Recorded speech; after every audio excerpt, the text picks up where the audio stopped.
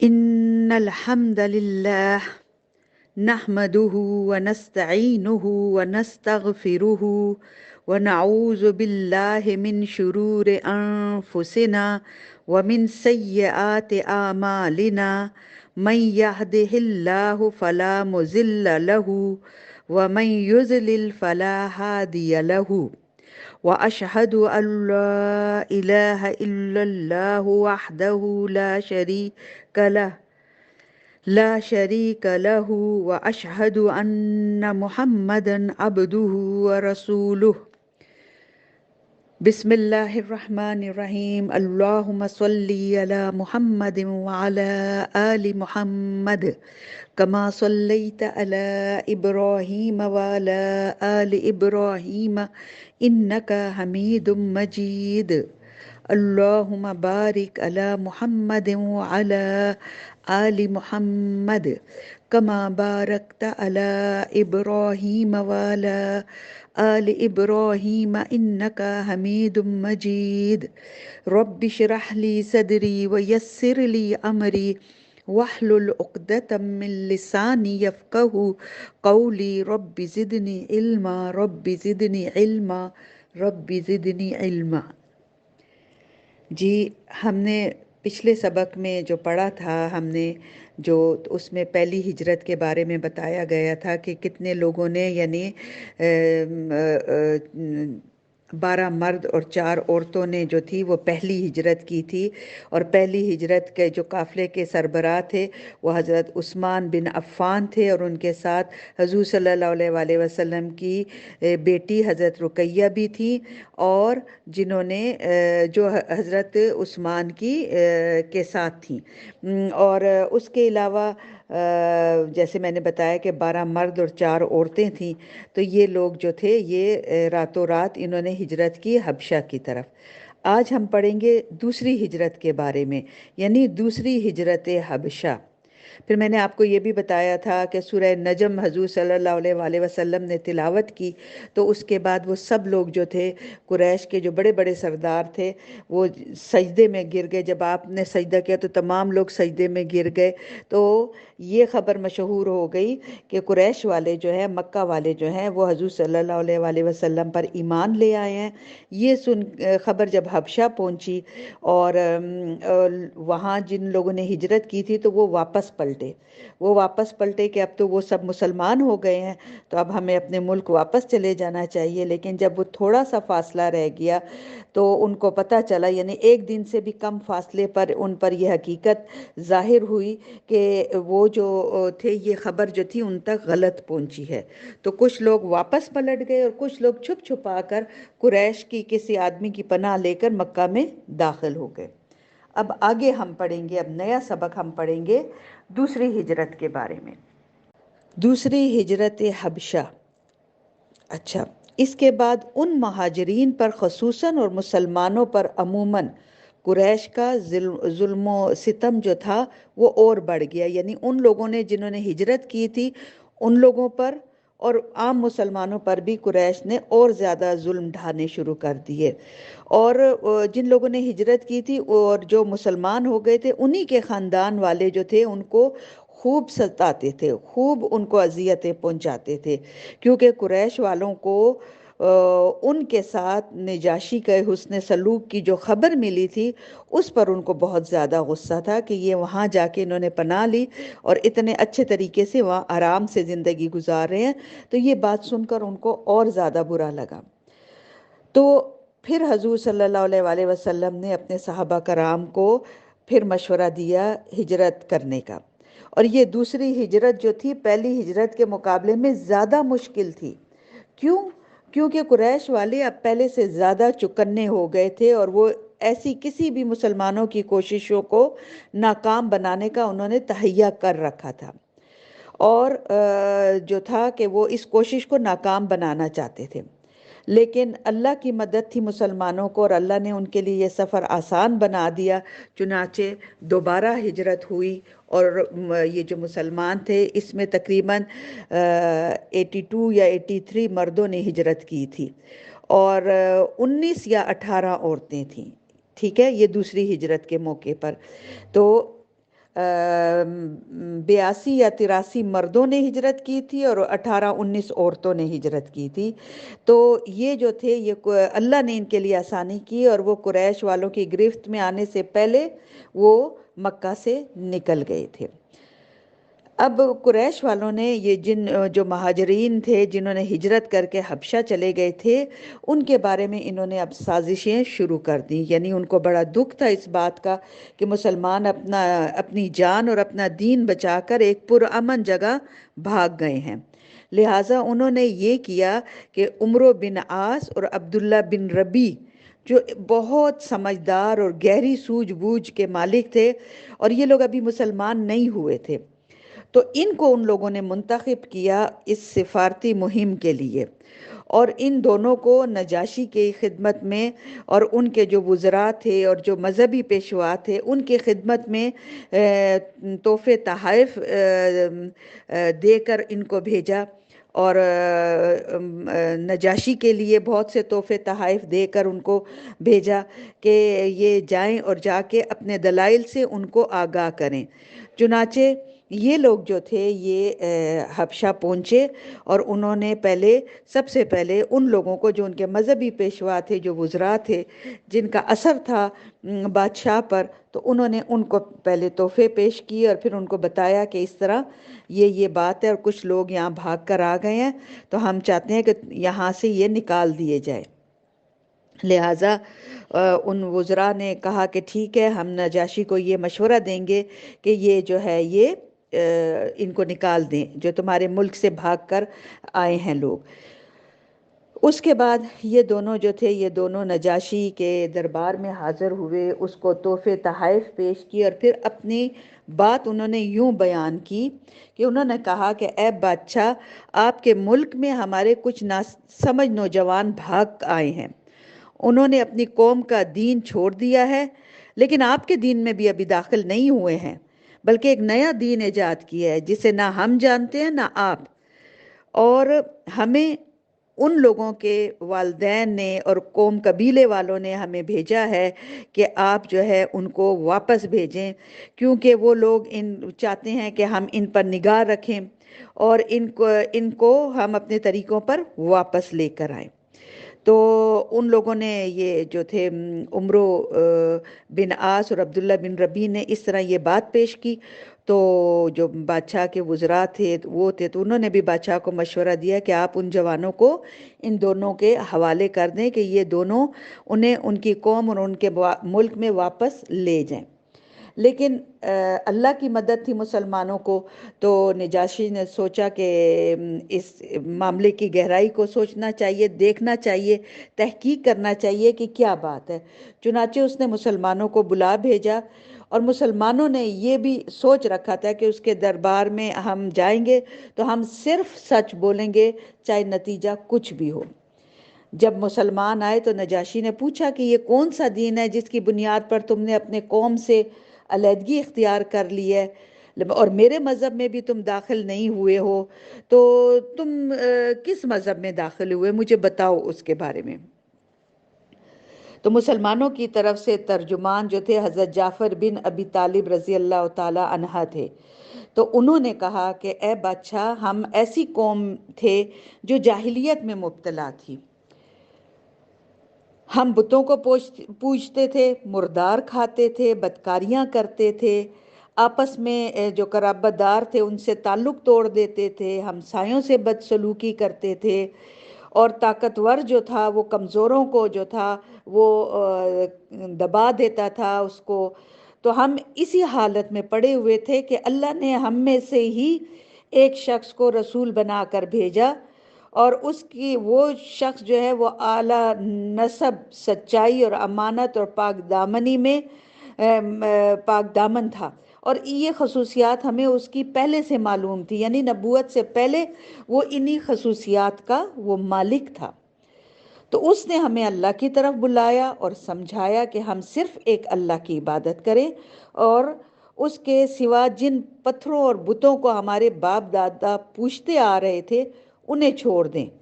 کیونکہ وہ نہ ہمیں کوئی فائدہ پہنچا سکتے ہیں نہ کوئی ہمیں نقصان پہنچا سکتے ہیں۔ اور اس نے ہمیں سچ بولنے کا، امانت داری کا، قرابت داری جوڑنے کا، پڑوسیوں سے اچھا سلوک کرنے کا، حرام کاری اور خون ریزی، ناجائز خون ریزی سے باز رہنے کا حکم دیا، اور جھوٹ بولنے، یتیموں کا مال کھانے، پاک دامن عورتوں پہ جھوٹی تہمت لگانے سے ہمیں منع کیا، اور اس طرح کی تمام برائیوں میں ہمیں ملوث ہونے سے روکا۔ اس نے ہمیں یہ بھی حکم دیا کہ ہم اللہ کے ساتھ کسی کو شریک نہ ٹھہرائیں۔ اس نے ہمیں نماز، زکوٰۃ کا بھی حکم دیا، روزے کا بھی حکم دیا۔ تو اس طرح حضرت جعفر نے اسلام کے کام جو تھے وہ نجاشی کے سامنے گنائے، اور پھر اس نے کہا کہ ہم نے اس پیغمبر کو سچا مانا اور اس پر ہم ایمان لے آئے ہیں اور اس کے لائے ہوئے دین کی پیروی کرتے ہیں۔ تو اس کے حرام چیزیں جو اس نے ہمیں بتائی ہیں کہ یہ حرام ہے، ان سے ہم رک گئے ہیں، اور جن کو حلال بتایا ہے ان کو ہم حلال جانتے ہیں۔ اس پر ہماری قوم بگڑ گئی ہم سے، اس نے ہم پہ ظلم و ستم شروع کیے اور ہمیں ہمارے دین سے پھیرنے کے لیے سزاؤں سے اور فتنے سے ہمیں دوچار کیا کہ ہم اللہ کی عبادت چھوڑ کر بت پرستی کی طرف پلٹ آئیں، اور جن گندی چیزوں کو وہ لوگ حلال سمجھتے ہیں انہیں ہم پھر سے حلال سمجھنے لگیں۔ تو ان لوگوں نے ہم پر مکہ کی زمین تنگ کر دی، اور ہمارے دین کے درمیان یہ جو مکہ والے ہیں رکاوٹ بن کر کھڑے ہو گئے ہیں۔ تو ہم نے آپ کے ملک کی راہ لی اور دوسروں پر آپ کو ترجیح دیتے ہوئے آپ کی پناہ میں رہنا ہم نے زیادہ پسند کیا، اور یہ امید کی کہ آپ کے پاس ہم پر ظلم نہیں کیا جائے گا۔ حضرت جعفر نے یہ تمام تقریر نجاشی کے سامنے کی۔ نجاشی نے کہا کہ وہ پیغمبر جو کچھ لائے ہیں اس میں سے کچھ تمہارے پاس ہے، یعنی جو کچھ تمہارے پاس وہ اللہ کا پیغام لے کر آئے ہیں تم کہہ رہے ہو، تو وہ ہے کچھ تمہیں یاد؟ تو حضرت جعفر نے کہا ہاں۔ تو نجاشی نے کہا ذرا مجھے پڑھ کر سناؤ۔ تو حضرت جعفر نے سورہ مریم کی ابتدائی آیات تلاوت فرمائی۔ وہ آیات سن کر نجاشی اس قدر رویا کہ اس کی داڑھی جو تھی وہ بھی بھیگ گئی، اور نجاشی کے تمام وہ مذہبی پیشوا جو تھے وہ بھی حضرت جعفر کی تلاوت سن کر اس قدر روئے کہ ان کے صحیفے، ان کے ہاتھوں میں جو صحیفے تھے ان کے، تو کہتے ہیں ان کے آنسوؤں سے وہ بھی تر ہو گئے تھے۔ اس پر نجاشی نے ان کو کہا کہ یہ کلام اور وہ کلام جو حضرت عیسیٰ علیہ السلام ہمارے پاس لے کر آئے ہیں، دونوں ایک ہی نہر کی وہ ہے، ایک ہی دریا کی نہریں ہیں، ایک ہی شمعدان سے نکلی ہوئی ہیں۔ تو اس کے بعد نجاشی نے عمرو بن عاص اور عبداللہ بن ربیع کو مخاطب کر کے کہا کہ تم دونوں واپس چلے جاؤ، میں ان لوگوں کو تمہارے حوالے نہیں کر سکتا، اور نہ یہاں ان کے خلاف کوئی چال چلی جا سکتی ہے۔ اس حکم کے بعد وہ دونوں جو تھے وہ نکل آئے بادشاہ کے دربار سے، لیکن انہوں نے اپنی ہمت نہ ہاری۔ تو اس پر عمرو بن عاص نے اپنے ساتھی کو کہا، یعنی عبداللہ بن ربیع کو کہا کہ کل میں ایک ایسی بات لے کر آؤں گا ان لوگوں کے خلاف کہ ان کو پتہ چل جائے گا۔ تو اس پر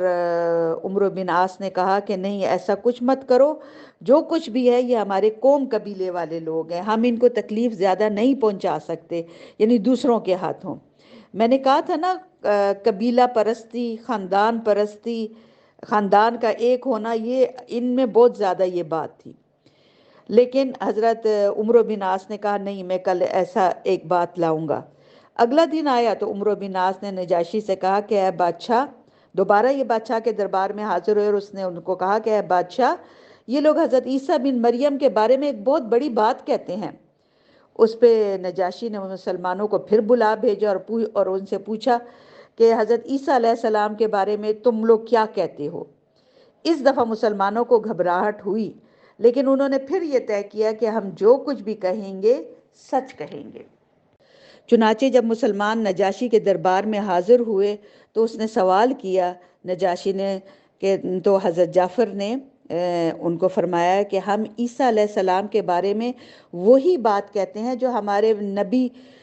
صلی اللہ علیہ وآلہ وسلم لے کر آئے ہیں، یعنی حضرت عیسیٰ اللہ کے بندے، اس کے رسول، اس کی روح اور اس کا وہ کلمہ ہے جسے اللہ نے کنواری پاک دامن حضرت مریم علیہ السلام کی طرف بھیجا۔ اس پر نجاشی نے زمین سے ایک تنکا اٹھایا اور بولا کہ خدا کی قسم جو کچھ تم نے کہا ہے حضرت عیسیٰ علیہ السلام اس سے ایک تنکے کے برابر بھی بڑھ کر نہیں تھے۔ اس پر ان کے جو مذہبی پیشوا تھے انہوں نے کی آواز نکالی۔ تو اس کے بعد نجاشی نے مسلمانوں کو کہا کہ جاؤ تم لوگ میرے زیر سایہ امن امان سے رہو گے، جو تمہیں برا کہے گا اس پر تاوان لگایا جائے گا، اور مجھے گوارا نہیں ہے کہ تم میں سے کسی آدمی کو میں ستاؤں، چاہے اس کے بدلے مجھے سونے کے پہاڑ ہی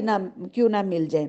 اس کے بعد اس نے اپنے وزیروں کو مخاطب کیا اور ان کو کہا کہ یہ لوگ جو مکہ والوں نے جو ہدیے مجھے بھیجے ہیں ان کو واپس کر دو، مجھے ان کی ضرورت نہیں ہے۔ اللہ کی قسم، اللہ تعالیٰ نے جب مجھے میرے ملک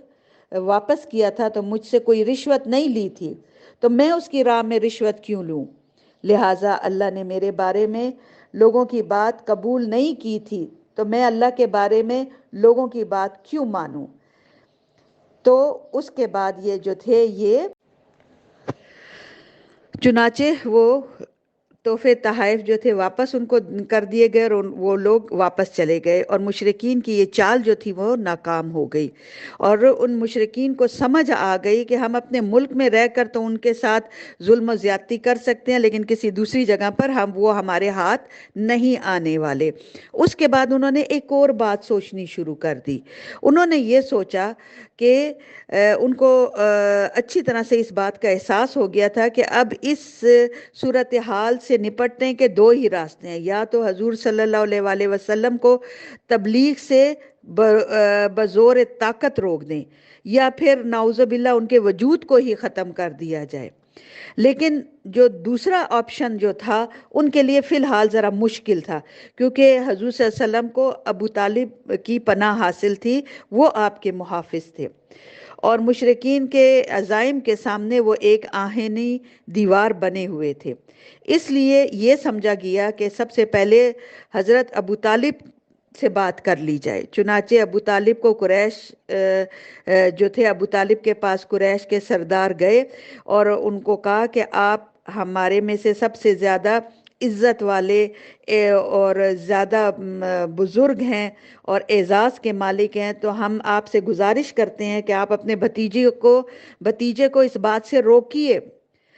اگر آپ نے نہیں روکا تو آپ یاد رکھیں کہ ہم اس چیز کو برداشت نہیں کر سکتے کہ ہمارے آباء و اجداد کو برا بھلا کہا جائے، ہمیں بے وقوف سمجھا جائے اور ہمارے خداؤں کے بارے میں عیب چینی کی جائے، یعنی ان کے بارے میں برا بھلا یعنی کہ ان کے بارے میں یہ بتایا جائے کہ یہ تمہارے کسی کام نہیں آ سکتے۔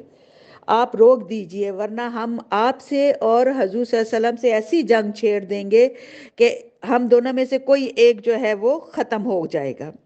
ابو طالب پر اس زوردار دھمکی کا بہت زیادہ اثر ہوا۔ انہوں نے حضور صلی اللہ علیہ وآلہ وسلم کو بلا کر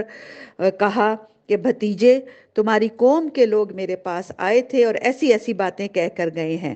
اب مجھ پر اور خود اپنے آپ پر رحم کرو، اور اس معاملے میں مجھ پر اتنا بوجھ نہ ڈالو جو میرے بس سے باہر ہو۔ تو آپ کی یہ اپنے چچا کی یہ بات سن کر حضور صلی اللہ علیہ وآلہ وسلم نے سمجھا کہ شاید اب چچا بھی میرا ساتھ چھوڑ دیں گے، کیونکہ ان پہ پریشر ہے قبیلے والوں کا، اور وہ آپ کی اب مدد نہیں کر سکیں گے۔ تو انہوں نے فرمایا اپنے چچا کو کہ اللہ کی قسم اگر یہ لوگ میرے سیدھے ہاتھ پر سورج، دائیں ہاتھ پر سورج اور بائیں ہاتھ پر چاند بھی رکھ دیں کہ میں اس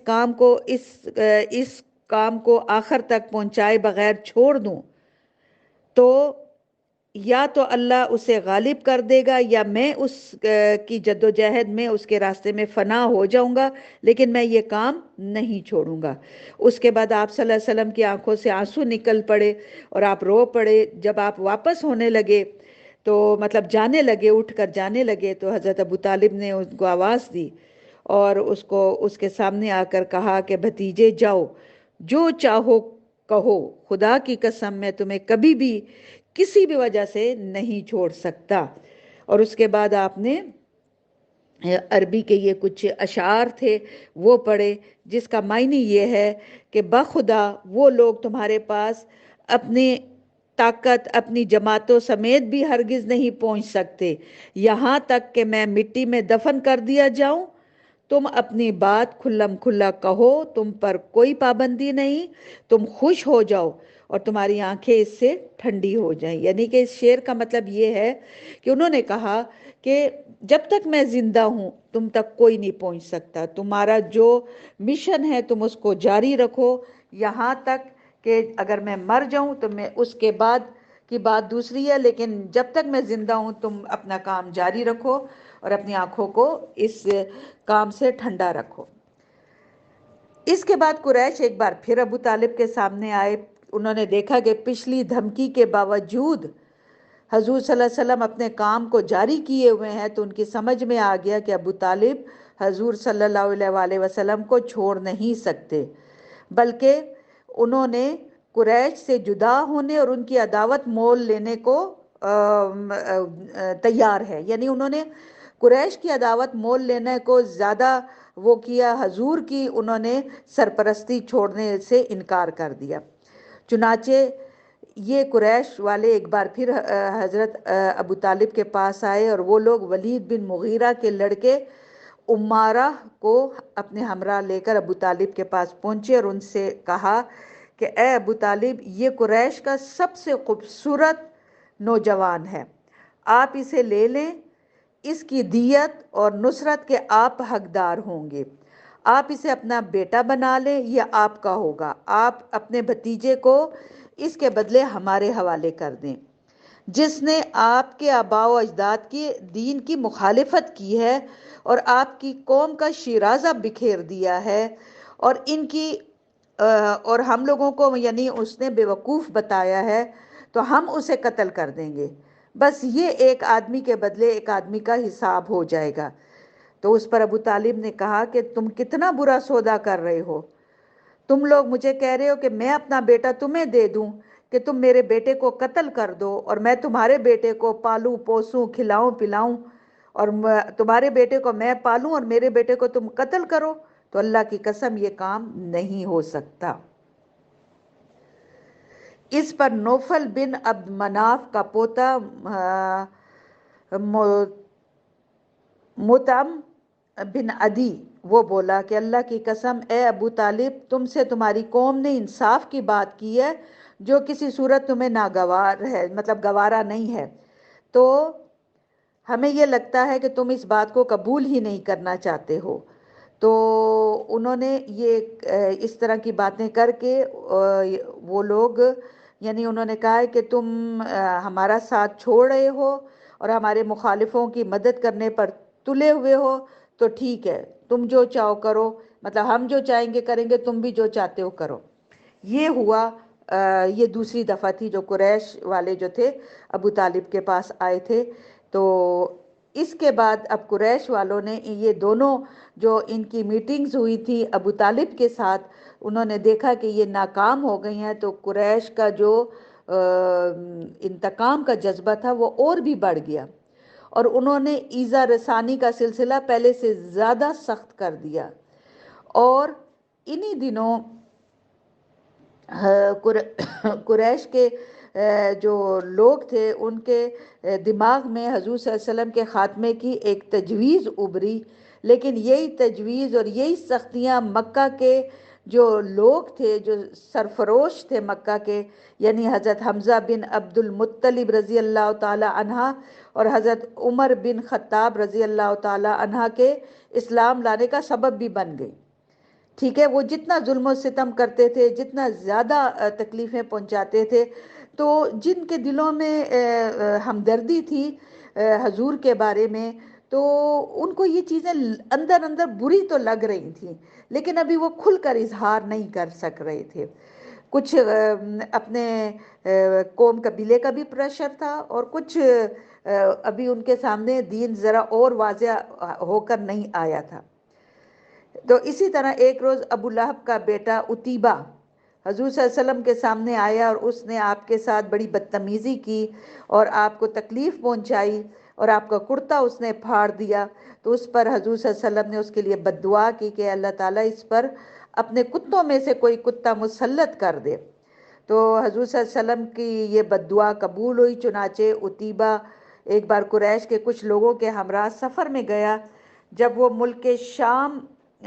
کے مقام زرقہ میں پڑاؤ ڈالا تو رات کے وقت ایک شیر نے ان کے ارد گرد چکر لگایا،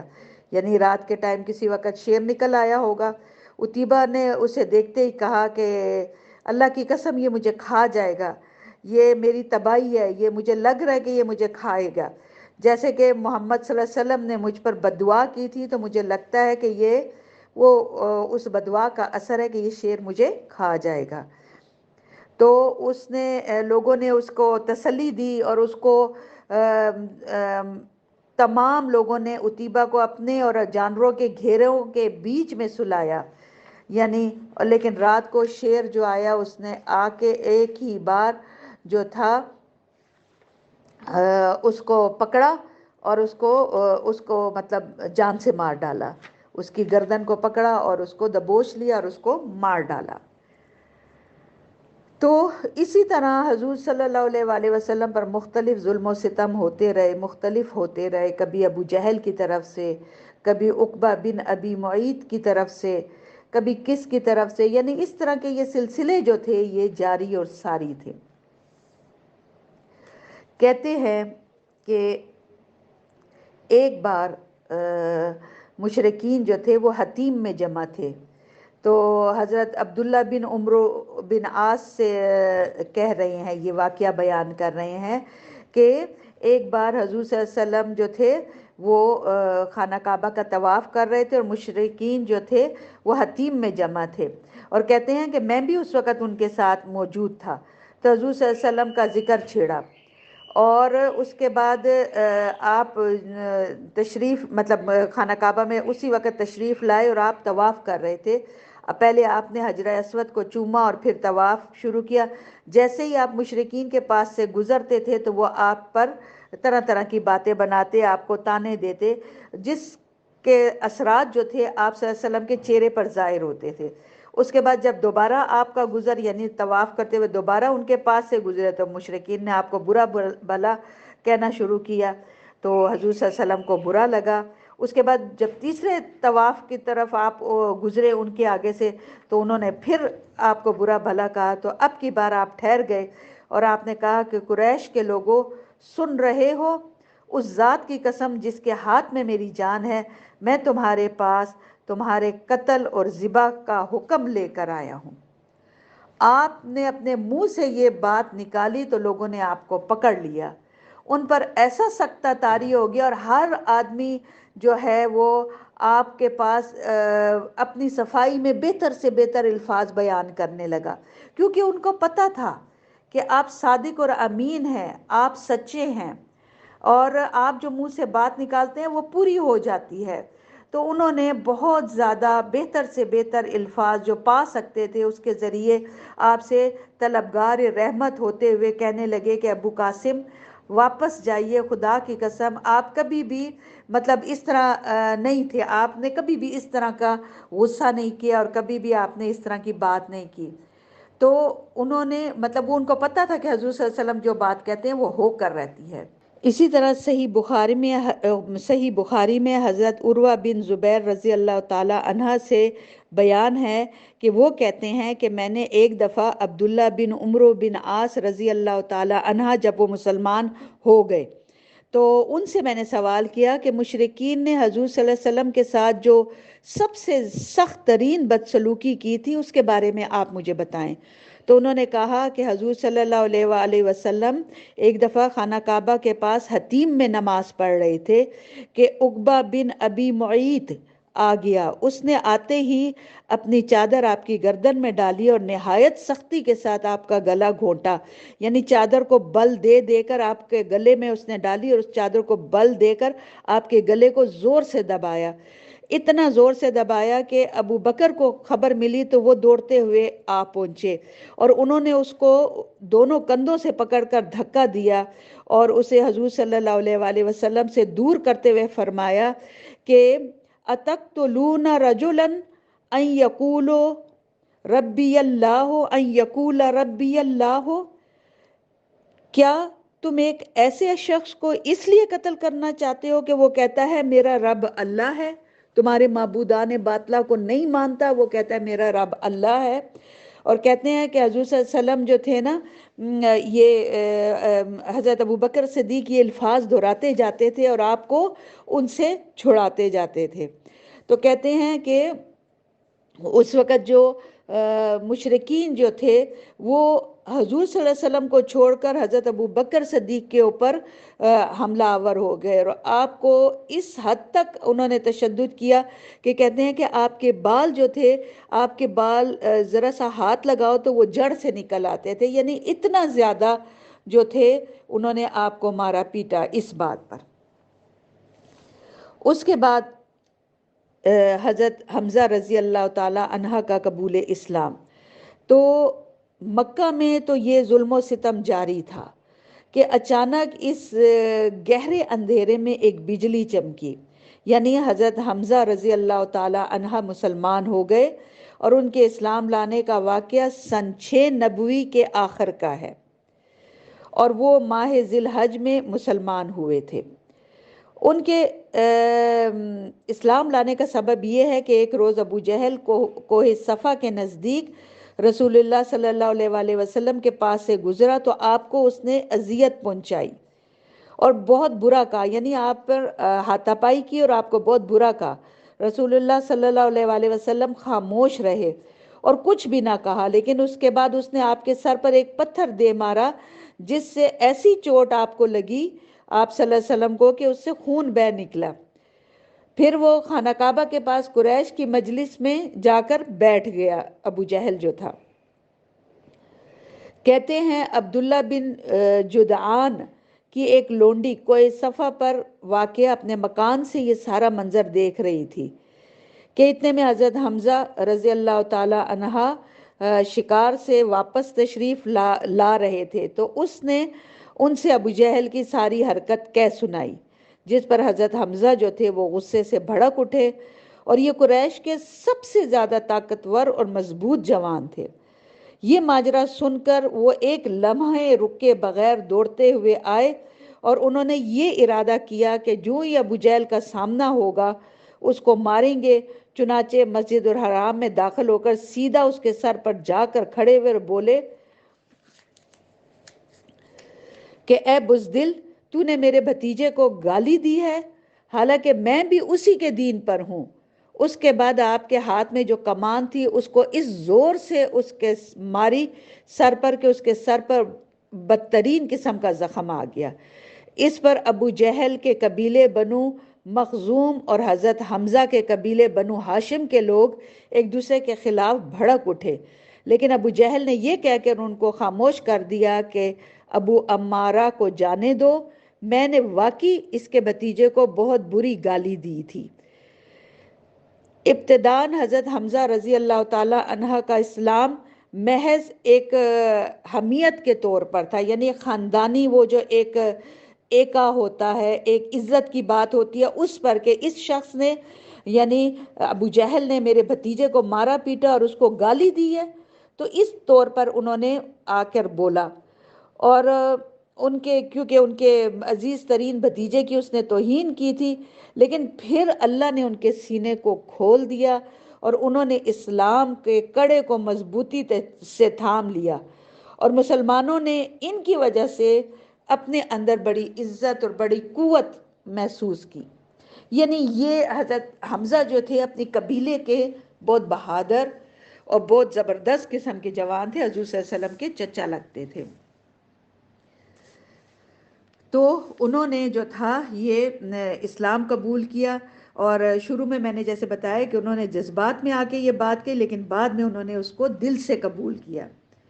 اسی طرح حضرت عمر کا قبول اسلام، حضرت عمر کا بھی ایسا ہوا کہ حضرت عمر رضی اللہ تعالی عنہ جو تھے وہ بھی مسلمان ہو گئے۔ یہ اوپر نیچے کا واقعہ ہے۔ ان کے اسلام لانے کا واقعہ بھی سن 6 نبوی کا ہے۔ وہ حضرت حمزہ کے صرف 3 دن بعد مسلمان ہوئے تھے۔ اللہ کی مدد آ رہی تھی نا حضور صلی اللہ علیہ وسلم کو، اور نبی صلی اللہ علیہ وآلہ وسلم نے ان کے اسلام لانے کی دعا کی تھی، یعنی حضرت عمر کے بارے میں اللہ نے، حضور صلی اللہ علیہ وسلم نے اللہ سے دعا کی تھی۔ چنانچہ حضور صلی اللہ علیہ وسلم نے فرمایا تھا کہ اے اللہ، عمرو بن خطاب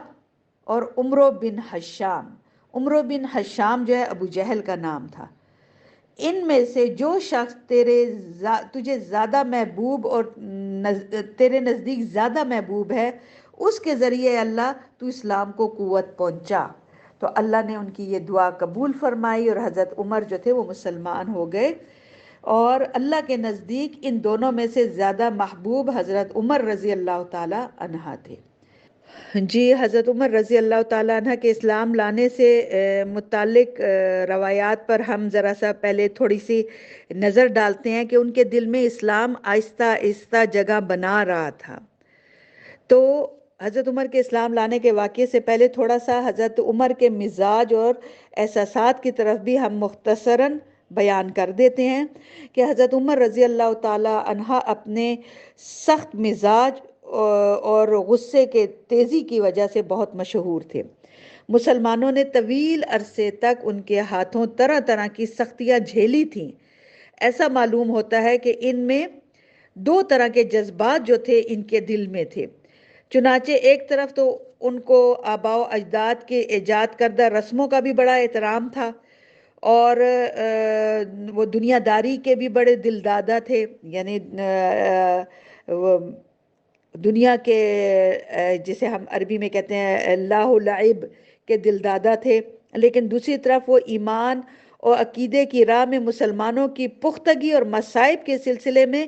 ان کی قوت برداشت کو بھی دیکھتے تھے اور حیران ہوتے تھے۔ پھر ان کے اندر کسی بھی عقل مند آدمی کی طرح یہ شکوک و شبہات کا سلسلہ بھی رہ رہ کر ابھرتا تھا۔ کبھی اسلام کی طرف ان کا جھکاؤ ہو جاتا تھا، اور اسلام جس بات کی دعوت دے رہا ہے غالباً وہی زیادہ برتر و پاکیزہ ہے، اس لیے ان کی کیفیت کبھی ایک طرف اور کبھی دوسری طرف ہو جاتی تھی۔ حضرت عمر رضی اللہ تعالی عنہ کے اسلام لانے کے متعلق واقعات یہ ہے کہ ایک رات انہیں گھر سے باہر رات گزارنی پڑی۔ وہ حرم تشریف لائے اور خانہ کعبہ کے پردے میں گھس گئے، یعنی ایک دفعہ رات کے ٹائم وہ زیادہ ٹائم انہوں نے باہر گزاری گھر سے، اور وہ خانہ کعبہ کے پردے میں گھس گئے۔ اس وقت حضور صلی اللہ علیہ وسلم نماز پڑھ رہے تھے اور سورہ الحاقہ کی تلاوت فرما رہے تھے کہ حضرت عمر رضی اللہ تعالی عنہ قرآن سننے لگے، یعنی آپ صلی اللہ علیہ وسلم کی زبان سے ان کی تلاوت کو سننے لگے، اور وہ جو آپ حضور صلی اللہ علیہ وسلم پڑھ رہے تھے وہ سن رہے تھے اور حیرت زدہ رہ گئے تھے، اور وہ یہ کہتے تھے کہ میں یہ کہہ رہا تھا اپنے دل میں کہ خدا کی قسم یہ تو شاعر ہے، جیسا کہ قریش کہتے ہیں کہ یہ تو شاعر ہے، شاعری کرتا ہے یہ، لیکن کہتے ہیں اتنے میں آپ نے یہ آیات تلاوت کی کہ اِنَّهُ لَقَوْلُ رَسُولٍ کریم وَمَا هُوَ بِقَوْلِ شَاعِرٍ قَلِيلًا مَا تُؤْمِنُونَ، کہ یہ ایک بزرگ رسول کا قول ہے، یہ کسی شاعر کا قول نہیں ہے، اور بہت کم لوگ ہیں جو تم میں سے ایمان لاتے ہیں۔ یعنی آپ کے دل میں یہ بات ابھری تو حضور صلی اللہ علیہ وسلم نے وہ پڑھ لیا، اتنے میں وہ آیت آپ نے پڑھی۔ پھر کہتے ہیں حضرت عمر کہتے ہیں کہ میں نے اپنے دل میں کہا ارے یہ تو کوئی کاہن لگتا ہے، یعنی اس کو پتہ چل گیا ہے کہ میرے دل میں یہ بات آئی ہے، تو اس کے جواب میں اس نے مجھے یہ آیت پڑھ کے سنائی ہے۔ تو اتنے میں آپ صلی اللہ علیہ وسلم نے پھر یہ آیت تلاوت کی۔ حضور کو نہیں پتا تھا کہ آپ پردے کے پیچھے چھپے ہوئے ہیں، حضور تو اپنی روٹین کی تلاوت نماز میں کر رہے تھے۔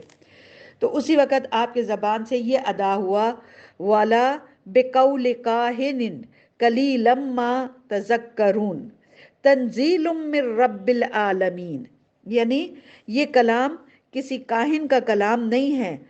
تم لوگ کم ہی نصیحت قبول کرتے ہو، یہ اللہ رب العالمین کی طرف سے نازل کردہ کلام ہے۔ حضرت عمر کہتے ہیں کہ اس وقت میرے دل میں اسلام جو تھا وہ جا کے وہ جگہ پکڑ لی میرے دل میں، جیسے یہ پہلا موقع تھا کہ حضرت عمر رضی اللہ تعالی عنہ کے دل میں اسلام کا بیج پڑ گیا، لیکن ابھی ان کے اندر جاہلی جذبات اور تقلید اور آباء و اجداد کے دین کی عظمت کا احساس جو تھا ابھی مضبوط تھا، لیکن اندر جو تھا وہ ایک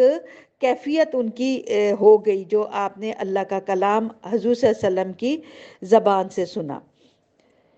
ان کی طبیعت کی سختی اور حضور صلی اللہ علیہ وسلم سے عداوت کا یہ حال تھا کہ ایک روز حضور صلی اللہ علیہ وآلہ وسلم کا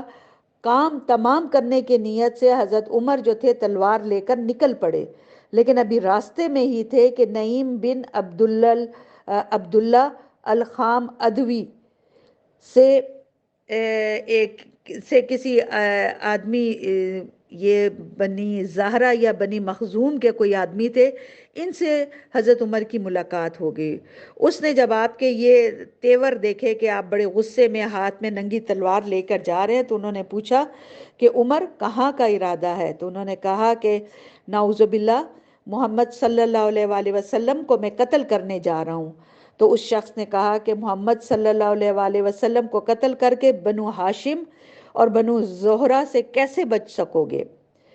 حضرت عمر نے کہا معلوم ہوتا ہے تم بھی اپنا پچھلا دین چھوڑ کر بے دین ہو چکے ہو کہ یہ بات کہہ رہے ہو۔ تو اس پر اس نے کہا کہ عمر، ایک عجیب بات نہ بتا دوں تمہیں کہ تمہاری بہن اور بہنوئی بھی تمہارا دین چھوڑ کر، تم مجھے بے دین کہہ رہے ہو تو تمہارے بہن اور بہنوئی بھی تمہارا دین چھوڑ کر بے دین ہو گئے ہیں۔ یہ سن کر حضرت عمر غصے سے بے قابو ہو گئے اور وہ سیدھا اپنے بہن اور بہنوئی کے گھر کا انہوں نے رخ کیا۔ وہاں انہیں حضرت خباب بن ارت سورہ طٰہٰ پر مشتمل ایک صحیفہ پڑھا رہے تھے، یعنی ان کے بہن اور بہنوئی کو، اور قرآن پڑھانے کے لیے وہ وہاں آتے جاتے تھے۔ حضرت خباب کا معمول تھا کہ وہ روزانہ وہاں جاتے تھے۔ جب حضرت خباب نے حضرت عمر کی آہٹ سنی تو وہ گھر کے اندر چھپ گئے، کیونکہ تھے تو حضرت عمر بڑے غصے والے، تو ان کے ڈر سے جو حضرت خباب تھے وہ چھپ گئے۔ ادھر حضرت عمر کی بہن فاطمہ رضی اللہ تعالی عنہا نے وہ صحیفہ چھپا دیا، لیکن حضرت عمر گھر کے قریب پہنچ کر انہوں نے حضرت خباب کی قرات سن چکے تھے، چنانچہ پوچھا کہ یہ کیسی دھیمی دھیمی سی آواز تھی جو تم لوگوں کے پاس میں نے سنی تھی؟ تو انہوں نے کہا کہ کچھ نہیں، بس ہم آپس میں باتیں کر رہے تھے۔ لیکن حضرت عمر نے کہا کہ مجھے پتہ چل گیا ہے کہ تم اپنا دین چھوڑ چکے ہو۔ تو ان کے بہنوئی نے کہا کہ اچھا عمر، یہ بتاؤ کہ اگر حق تمہارے دین کے بجائے کسی اور دین میں ہو تو؟ حضرت عمر نے اتنا سننا تھا کہ اپنے بہنوئی کو پکڑ کے انہوں نے خوب مارا۔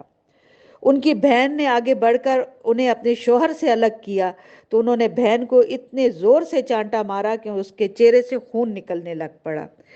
اور ابن اسحاق کی روایت ہے کہ ان کے سر میں بھی چوٹ آئی۔ بہن نے غصے میں آ کر کہا کہ عمر، اگر تیرے دین کے بجائے دوسرا دین حق ہے تو اشہد ان لا الہ الا اللہ و اشہد ان محمدن عبدہ و رسولہ، یعنی میں شہادت دیتی ہوں کہ اللہ کے سوا کوئی عبادت کے لائق نہیں، اور میں شہادت دیتی ہوں کہ محمد صلی اللہ علیہ وسلم اللہ کے رسول اور بندے ہیں، پیغمبر ہے۔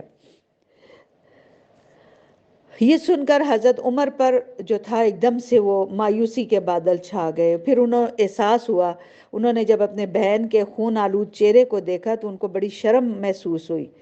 اور ان کو دکھ ہوا۔ تو انہوں نے کہا اچھا بتاؤ، یہ کتاب جو تمہارے پاس ہے ذرا مجھے بھی پڑھنے کو دو۔ تو بہن نے کہا کہ نہیں، تم ناپاک ہو، اس کتاب کو صرف پاک لوگ پڑھ سکتے ہیں، اٹھو غسل کرو۔ حضرت عمر نے اٹھ کر غسل کیا، پھر کتاب لی اور بسم اللہ الرحمن الرحیم پڑھی اور کہنے لگے یہ تو بڑے پاکیزہ نام ہیں۔ اس کے بعد طٰہٰ سے اننی انا اللہ لا الہ الا انا فاعبدونی واقم الصلاۃ لذکری، یہاں تک آپ نے پڑھی، اور پڑھنے کے بعد کہنے لگے یہ تو بہت عمدہ کلام اور بڑا معزز کلام ہے۔ اچھا، پھر انہوں نے کہا چلیں اب مجھے حضور صلی اللہ علیہ وسلم کا پتہ بتاؤ۔ حضرت خباب حضرت عمر کے یہ فقرہ سن کر اندر سے جو چھپے ہوئے تھے وہ باہر نکل آئے اور کہنے لگے عمر خوش ہو جاؤ، مجھے امید ہے کہ رسول اللہ صلی اللہ علیہ وآلہ وسلم نے رات کو ہی تمہارے متعلق جو دعا کی تھی کہ اللہ تعالیٰ عمر بن خطاب یا عمر بن حشام کے ذریعے ان دونوں میں سے جو تجھے زیادہ محبوب ہے اس کے ذریعے اسلام کو قوت پہنچا۔ تو یہ وہی ہے۔ اس وقت حضور صلی اللہ علیہ وسلم کوہ صفا کے پاس والے مکان میں آپ تشریف فرما تھے۔ یہ سن کر حضرت عمر رضی اللہ تعالیٰ عنہ نے اپنی تلوار جو ہے وہ نیام میں رکھی اور اس گھر کے پاس آ کر دروازے پر، یعنی جو جس گھر میں حضور صلی اللہ علیہ وسلم تشریف فرما تھے، دروازے پر دستک دی۔ تو ایک آدمی نے اٹھ کر دروازے کے درز سے جھانکا تو دیکھا حضرت عمر کے گردن میں تلوار پڑی ہوئی ہے، اور وہ آئے اور انہوں نے فوراً آ کے حضور صلی اللہ علیہ وسلم کو اطلاع دی کہ یہ تو حضرت عمر آئے ہیں، ان کے ہاتھ مطلب ان کی گردن میں تلوار بھی لٹک رہی ہے۔ تو سارے لوگ جو تھے حضور صلی اللہ علیہ وسلم کے پاس جمع ہو گئے، اور حضرت حمزہ رضی اللہ تعالیٰ عنہ نے پوچھا کہ کیا بات ہے؟ لوگوں نے کہا کہ عمر ہے۔ حضرت حمزہ نے کہا بس عمر ہے تو دروازہ کھول دو، اگر وہ اچھائی کی نیت سے آیا ہے تو ہم اس کا خیر سے استقبال کریں گے، اور اگر وہ برا ارادہ لے کر آیا ہے تو ہم اسی کی تلوار سے اس کا کام تمام کر دیں گے۔ ادھر حضور صلی اللہ علیہ وآلہ وسلم اندر تشریف فرما تھے کہ آپ پر وحی نازل ہو گئی، اور وحی نازل ہو گئی تو جب آپ پر وحی نازل ہو چکی تو حضرت عمر آپ کے پاس تشریف لائے، بیٹھک میں ان سے ملاقات ہوئی۔ آپ نے ان کے کپڑے اور تلوار کا جو تھا وہ سمیٹ کر پکڑ کر، مطلب جیسے کپڑوں کو گریبان سے نہیں ہے جیسے انسان پکڑتے ہیں، پکڑ کر سمیٹ کر سختی سے جھٹکے دیتے ہوئے حضور صلی اللہ علیہ وسلم نے فرمایا عمر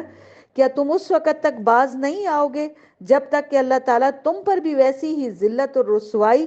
اور عبرتناک سزا نازل نہ فرما دے جیسی ولید بن مغیرہ پر نازل ہو چکی ہے؟ تو اس کے بعد آپ نے پھر فرمایا یا اللہ حضرت عمر بن خطاب ہے، یہ حضرت عمر بن خطاب ہے، یا اللہ اسلام کو عمر بن خطاب کے ذریعے سے قوت اور عزت عطا فرما۔ جی اس کے بعد آپ کے ارشاد کے بعد حضرت عمر جو تھے وہ اسلام لے آئے، اور انہوں نے گواہی دی کہ اشہد ان لا الہ الا و انک رسول اللہ، کہ میں گواہی دیتا ہوں کہ اللہ یقیناً اللہ کے سوا کوئی عبادت کے لائق نہیں، اور یقیناً آپ اللہ کے رسول ہیں۔ یہ سن کر گھر کے اندر موجود صحابہ نے اس زور سے تکبیر کہی کہ مسجد الحرام میں بیٹھنے والوں کو وہ آواز سنائی دی، اور کیونکہ حضرت عمر کا اسلام لانے سے اسلام کو بڑی تقویت حاصل ہوئی تھی، کیونکہ آپ سے کوئی مقابلے کی جرت نہیں کر سکتا تھا، اس لیے ان کے مسلمان ہو جانے کی خبر جب مشرکین میں پھیلی تو ان میں ایک کوہرام مچ گیا اور انہیں بڑی ذلت اور رسوائی محسوس ہوئی، اور دوسری طرف مسلمان جو تھے اس آپ کے اسلام لانے سے مسلمانوں کو بڑی طاقت ملی۔ چنانچہ حضرت عمر رضی اللہ تعالیٰ عنہ کا بیان روایت کیا ہے ابن اسحاق نے کہ جب میں مسلمان ہوا تو میں نے سوچا کہ مکہ کا کون سا شخص رسول اللہ کا سب سے بڑا اور سب سے سخت ترین دشمن ہے۔ پھر میں نے خود ہی دل میں کہا کہ یہ ابو جہل ہے۔ اس کے بعد میں نے اس کے گھر جا کر اس کا دروازہ کھٹکھٹایا، وہ باہر نکل آیا اور دیکھ کر بولا کہ خوش آمدید، خوش آمدید، کیسے آنا ہوا؟ تو اس نے کہا میں تمہیں یہ بتانے آیا ہوں کہ میں اللہ اور اس کے رسول محمد صلی اللہ علیہ وآلہ وسلم پر ایمان لا چکا ہوں، اور جو کچھ وہ لے کر آئے ہیں اس کی میں تصدیق کر چکا ہوں۔ حضرت عمر کی یہ بات سنتے ہی اس نے کہتے ہیں کہ میرے رخ پر ہی دروازہ بند کر لیا اور بولا کہ اللہ تیرا برا کرے، اور جو کچھ تو لے کر آیا ہے اس کا بھی برا کرے۔ تو اس نے یہ کہہ کر آپ کے منہ پر ہی دروازہ بند کر دیا۔ کہتے ہیں حضرت عمر رضی اللہ تعالی عنہ سے روایت نقل کی ہے امام ابن جوزی نے کہ جب پہلے کوئی شخص مسلمان ہو جاتا تو لوگ اس کے پیچھے پڑ جاتے، اسے مارتے، اور میں بھی اسے مارتا، یعنی حضرت عمر کہتے ہیں کہ میں بھی اسے مارتا۔ اس لیے جب میں مسلمان ہوا تو اپنے ماموں عاصی بن ہاشم کے پاس گیا اور اسے خبر دی، وہ گھر کے اندر گھس گیا، پھر قریش کے ایک بڑے آدمی کے پاس گیا، شاید یہاں اشارہ ابو جہل کی طرف تھا، وہ بھی یہ خبر سن کر گھر کے اندر گھس گیا۔ یعنی کسی میں ہمت نہیں ہوئی کہ حضرت عمر پر کوئی ہاتھ اٹھائے یا اس کو کوئی برا بھلا کہے، یعنی کہ اتنا زیادہ آپ کا رعب اور دبدبا تھا۔ ہمارا آج کا جو لیسن ہے اتنا ہی ہے۔ انشاءاللہ تعالی اگلی دفعہ ہم اس سے آگے بھی پڑھیں گے کہ حضرت عمر کے اسلام لانے کا اثر کن کن لوگوں پر پڑا۔ انشاءاللہ اگلی دفعہ یہ ہم پڑھیں گے۔ ہمارا آج کا اتنا ہی تھا۔ چلے جی، اللہ حافظ، انشاءاللہ زندگی ہوئی تو اگلی دفعہ ملاقات ہوگی۔ السلام علیکم ورحمۃ اللہ وبرکاتہ۔